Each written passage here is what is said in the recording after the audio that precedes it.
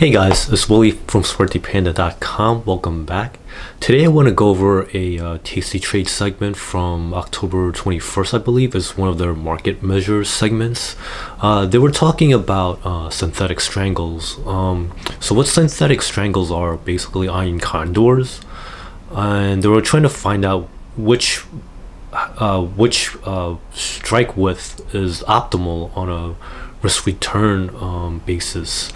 So from a risk on return on capital basis, they found out that 20-point wide iron condors are the best, and which is a little bit surprising to me. I thought that the wider the spread width would give you better return on capital, but that's on a risk adjusted level. So if you want to just go for bigger returns, but at the same time you gotta risk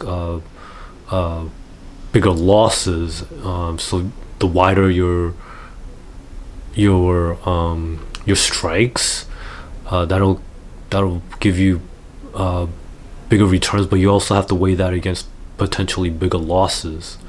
And in a future video, I'll give you my take on some iron condors that I've been experimenting with in my own account.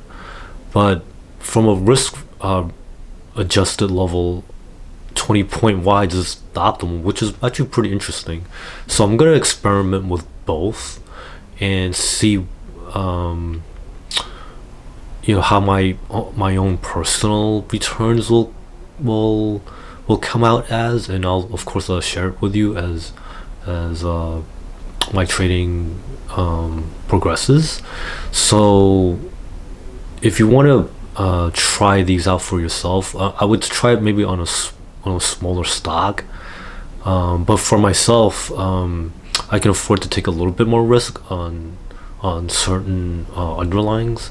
Like for example, I like to trade bigger products such as Amazon and Google, but I almost always use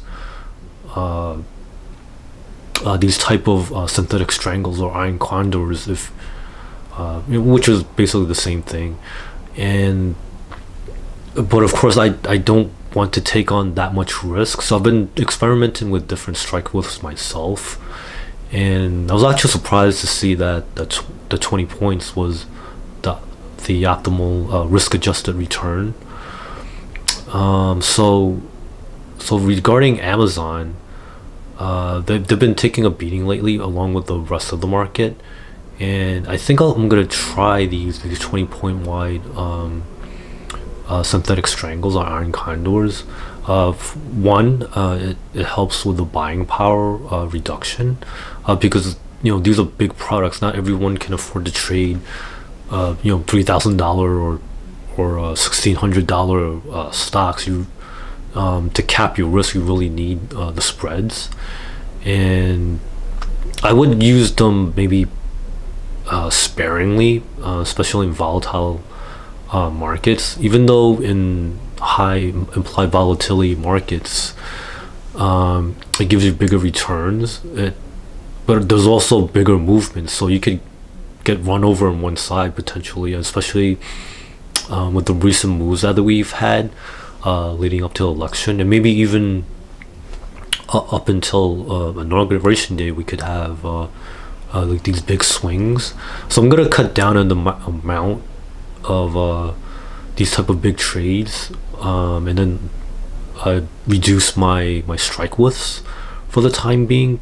But from time to time, for certain stocks, I'll also want to try the Tastytrade method along with my own method to kind of side by side to see how things shake out, especially if sometimes, like when market gets very wide, the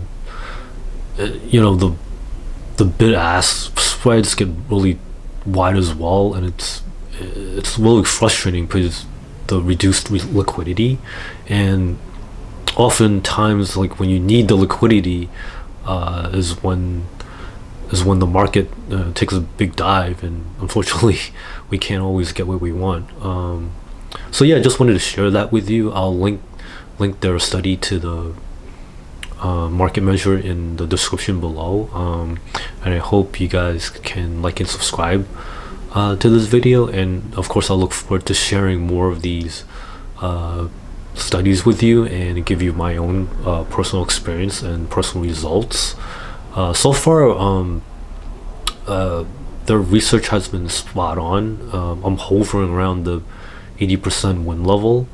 I think what I have to do better is to manage my losses a little better, because my overall return is a little below what they have, but I think that could be a function of that I'm not putting on enough trades. But from my own personal risk tolerance, I like to adjust. Like for example, in times of potentially higher implied volatility, I want to wait a little bit. I want to still keep trades on, but maybe not at the rate that it was going at earlier in the year. I think I have to do a better job of saving my capital, so when implied volatility does spike up, and if it stays elevated, I want to spread out my risk a little bit better. And yeah, so I look forward to sharing more of these type of segments and my own personal trading, and so that could help you with your own personal trading as well. So thank you for watching, and I'll see you soon. Bye bye.